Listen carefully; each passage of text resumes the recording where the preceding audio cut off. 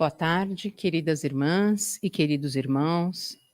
Que o Mestre Jesus nos ilumine, abrindo nossas mentes e corações para as reflexões desta tarde e que possamos colocá-las em prática.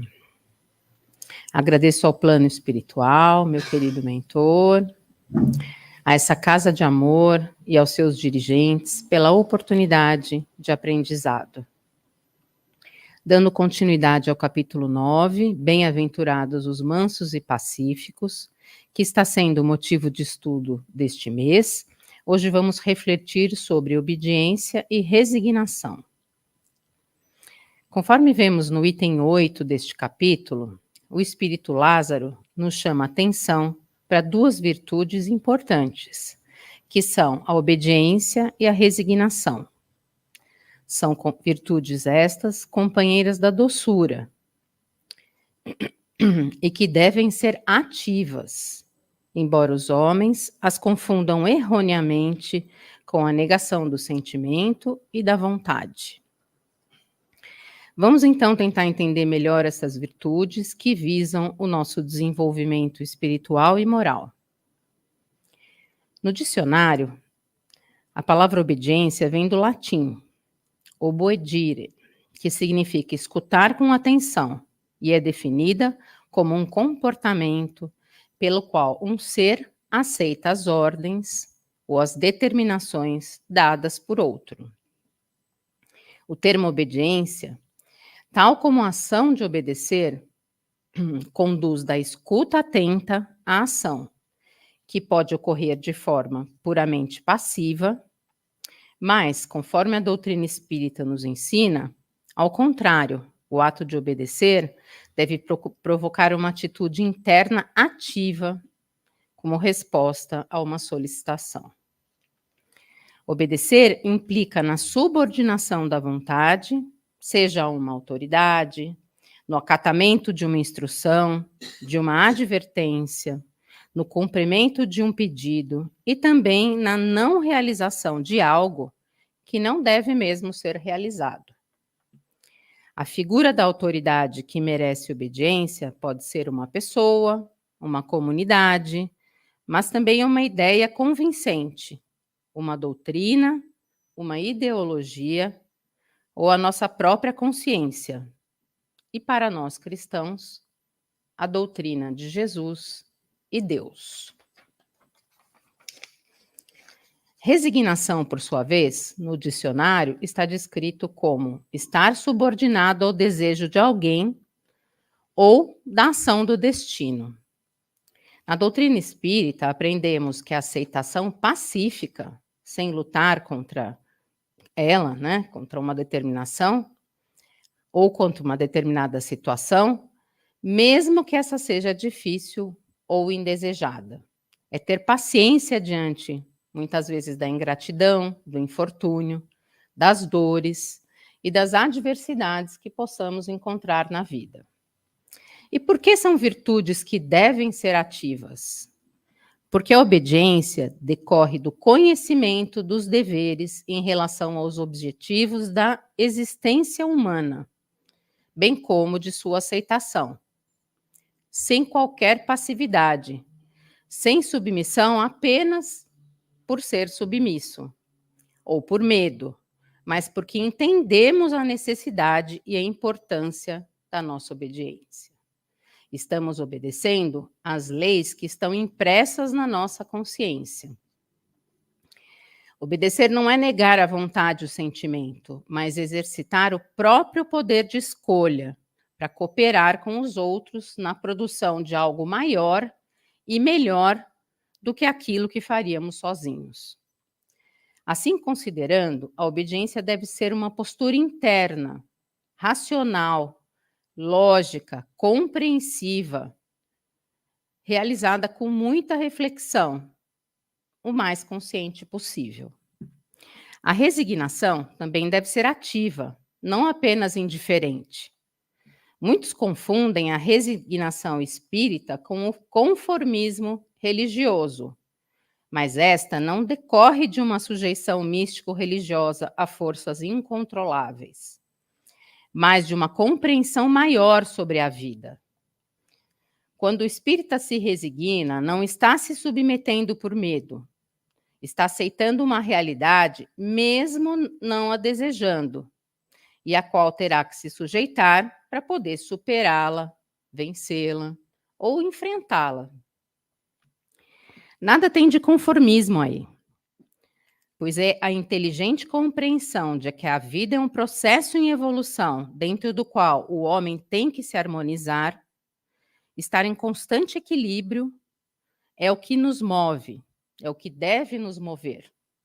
É um equilíbrio entre as nossas forças e o poder dos obstáculos que vamos enfrentar. Envolve aceitar sem revolta, com serenidade, as provações e dificuldades da vida, compreendendo que são oportunidades de aprendizado e crescimento.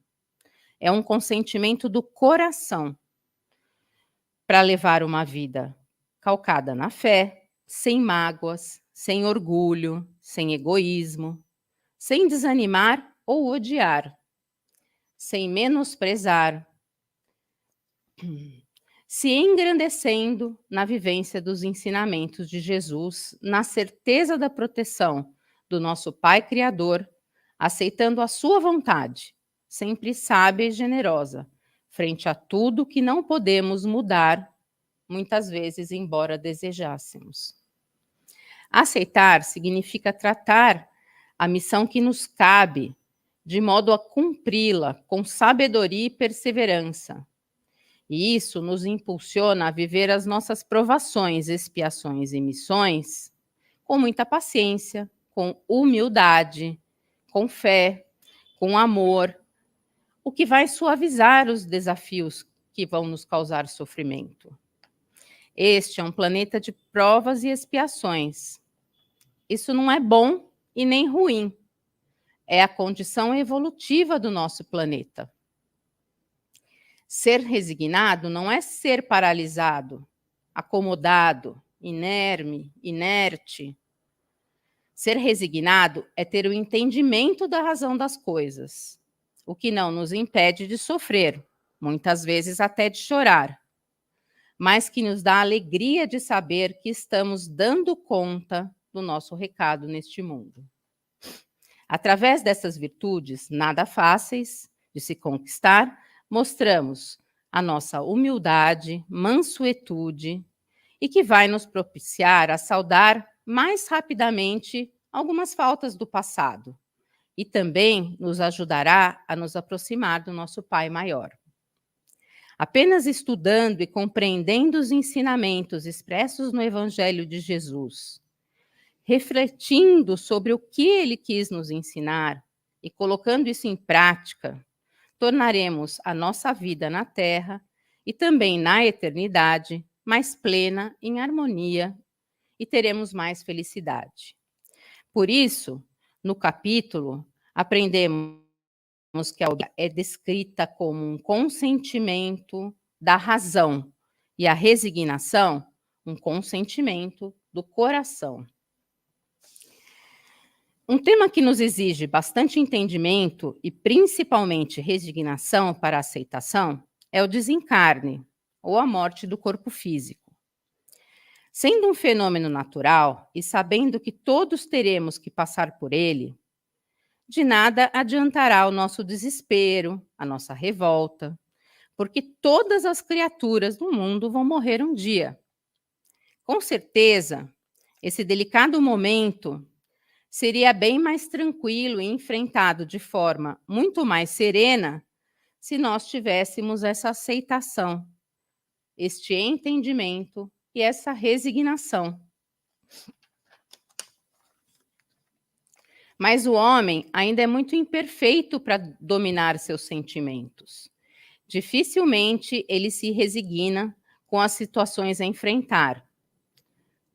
Acaba transgredindo leis, sofre, magoa o coração dos outros e o seu próprio coração, com revoltas, exigindo, se desesperando, sem saber aceitar. Tem a falsa ideia que está no controle de tudo e quer porque quer mudar a ordem dos fatos. Ainda, sempre acha que a culpa das suas atitudes, muitas vezes agressivas, inconformadas e revoltadas, é do outro, que o provocou primeiro, lógico. Temos muita dificuldade em aceitar os nossos próprios erros e, principalmente, de nos responsabilizar por eles. Esse comportamento é consequência do orgulho, e só com uma vontade muito firme e trabalhando bastante, nos autoconhecendo e refletindo, conseguiremos revertê-lo, pois ele só nos trará prejuízos. Como espíritos em aprendizado dentro da experiência humana, carregamos em nós este e muitos outros instintos ainda mal direcionados, alguns preconceitos ainda não superados, e isso faz ser tão difícil lidar com o orgulho e com o egoísmo. Mas, como o Evangelho nos ensina, toda resistência orgulhosa deverá ceder cedo ou tarde. Bem-aventurados os que são mansos, porque darão ouvidos dóceis aos ensinamentos de Jesus. Trabalhar, lutar, amar e servir são lemas do homem que quer progredir, que quer evoluir espiritualmente e moralmente. Porém, grande parte da humanidade ainda luta por não aceitar a vontade maior de nosso Pai. Segundo Jesus, eis o consentimento da razão, pois todo aquele que me segue, que o segue, não andará em trevas, mas terá luz na vida. Assim, devemos continuar seguindo Jesus, trabalhando, refletindo em nosso favor, em favor do nosso próximo, para que possamos andar na luz. Nas suas palavras, quem executa com alegria as tarefas consideradas menores, espontaneamente se promove a tarefas consideradas maiores. Honremos os nossos trabalhos com o melhor de nós, pelo consentimento da razão e do coração, pois quando o trabalhador converte o trabalho em alegria, o trabalho se transforma na alegria do trabalhador. Nos tempos atuais, percebemos uma grande atividade intelectual, que gera novos confortos para a vida em sociedade, mas que também favorece a indiferença moral, que assola a vida em comunidade nos dias de hoje. A nossa geração padece desse vício, dessa indiferença moral, contrária à lei de amor e caridade. Temos total indiferença pelo bem-estar e pelo sofrimento do próximo. Olhamos muito mais para o nosso próprio umbigo. Jesus nos dizia para perdoar 70 vezes 7 vezes, para sermos fraternos, caridosos, indulgentes, para não julgarmos, para fazermos ao outro apenas o que gostaríamos que nos fizessem. Mas não temos tempo para pensar sobre isso. A internet, o celular ocupam muito os nossos pensamentos. Ocupam todo o nosso tempo livre e até o tempo que não temos livre. Queremos mais, sempre mais, comprar mais, gastar mais. Por outro lado, ler menos, estudar menos e até amar menos. Os estímulos externos são tão grandes que vivemos atormentados. Vivemos travando uma luta contra o nosso próprio orgulho. A humildade, então, que deveríamos ter passa bem longe. E é por esse motivo que a maioria das pessoas detesta acatar e respeitar, detesta obedecer. Sejam as leis do trânsito, a faixa de pedestre, a placa para não pisar no jardim, para não pichar os muros, para não fumar em ambientes fechados. A desobediência, às vezes, tem um ar de travessura, de rebeldia. Desacatar vem falsamente revestida da sensação de poder, de transgressão, e muitos se orgulham até das atitudes. Afinal, eu tenho o direito de pisar onde eu quero, de fumar onde eu quero, de dirigir na velocidade que eu quero, de virar na contramão, o carro é meu, e assim por diante. Essa concepção de desobedecer ao status quo é típica da criatura ainda inferiorizada. Se as pessoas parassem um segundo para refletir, entenderiam os motivos e obedeceriam rapidinho. fariam exatamente o que deveria ser feito. Por que é que eu não devo pisar no jardim? Porque alguém cuidou e trabalhou bastante para deixar esse jardim bonito. Então, por que que eu não deveria preservá-lo e deveria pisar? Por que que eu não devo fumar em ambiente fechado?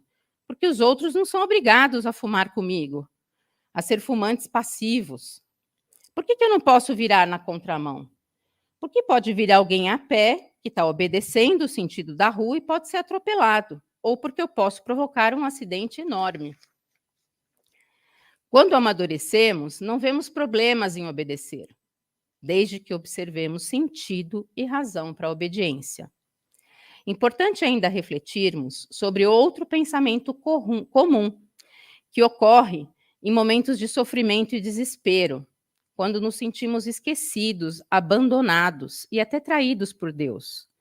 E reclamamos a nossa má sorte, não aceitamos, nos sentimos injustiçados. Será que temos direitos especiais por sermos filhos de Deus? Será que ele deveria atender a todas as nossas vontades e desejos?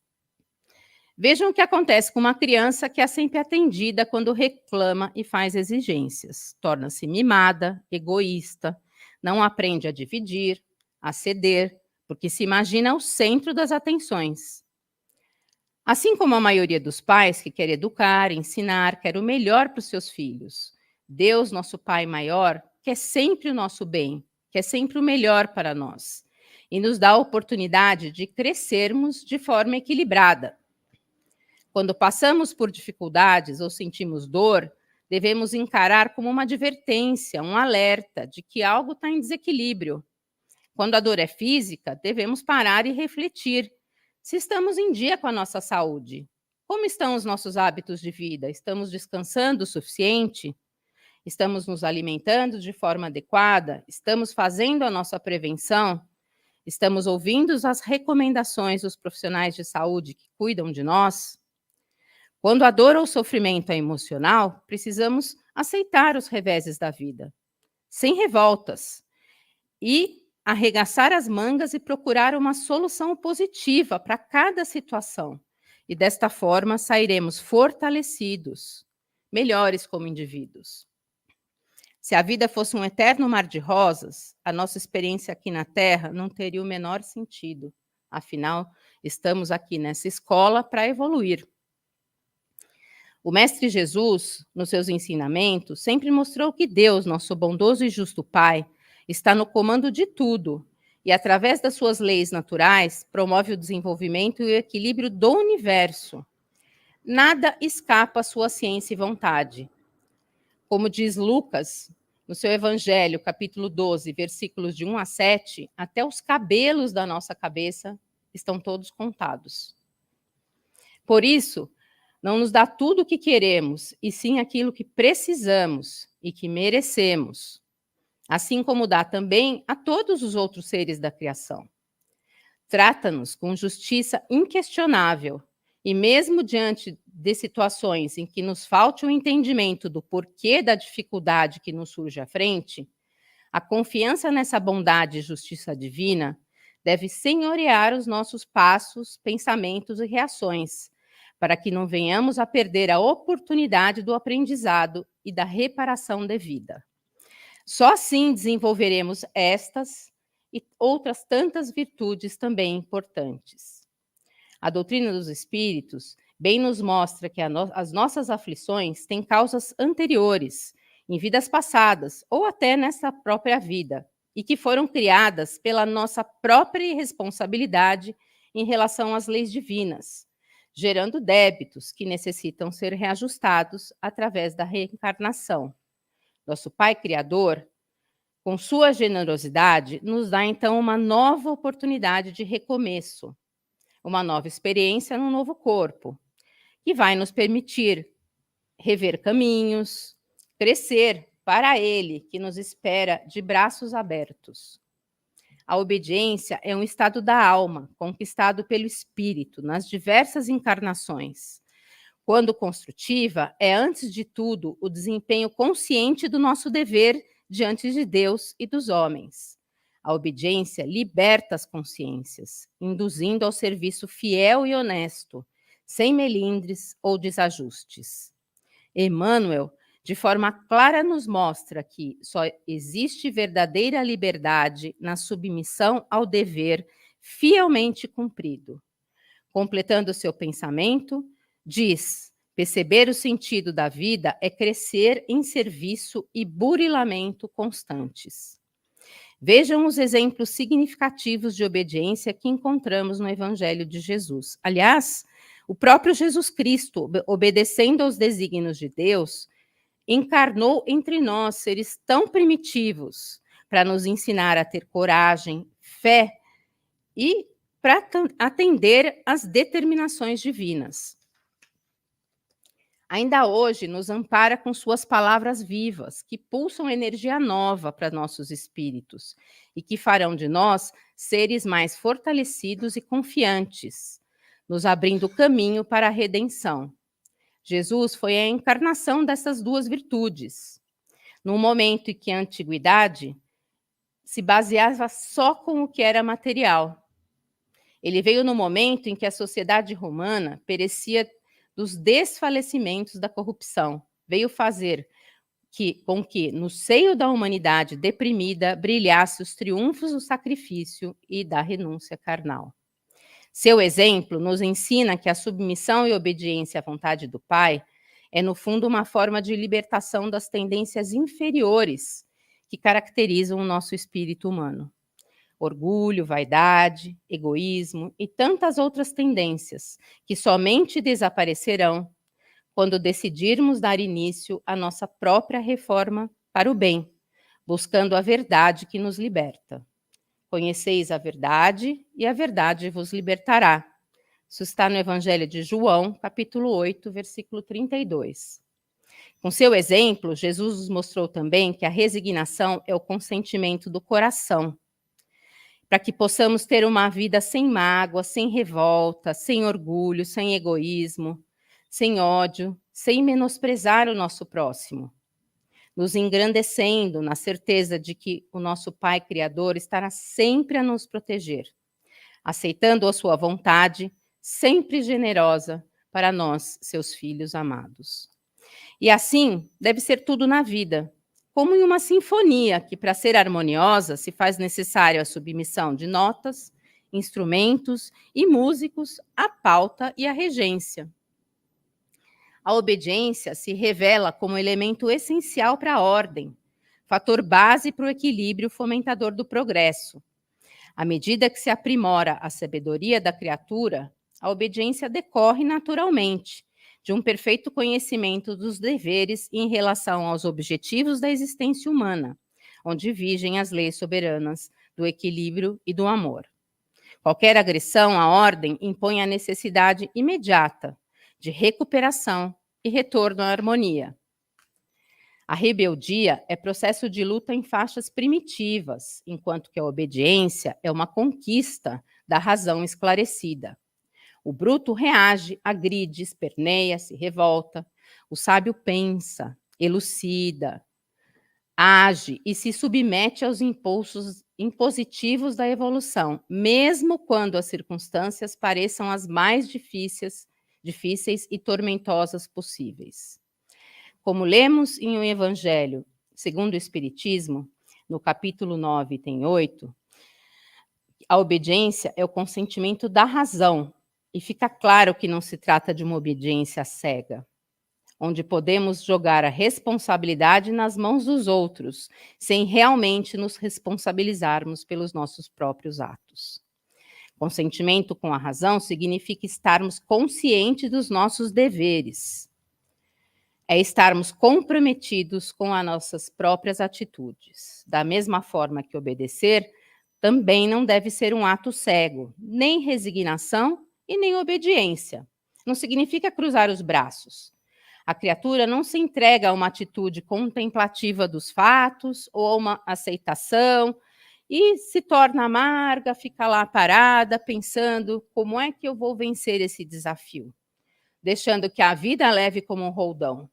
Ela deve lutar para se reerguer e adotar uma nova postura, um novo caminho. A resignação compreende que a dor é uma advertência, um chamamento, é um alerta. E é esse enfoque que vamos encontrar a causa de uma aceitação dos reveses que a vida às vezes nos oferece.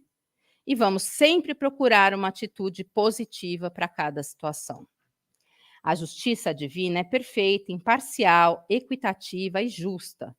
Por isso, ela recompensa no plano espiritual os que sofreram injustiças na terra, os que suportaram tudo com paciência e resignação, porque já conheciam a lei da causa e efeito, já sabiam que a cada um é dado segundo as suas obras.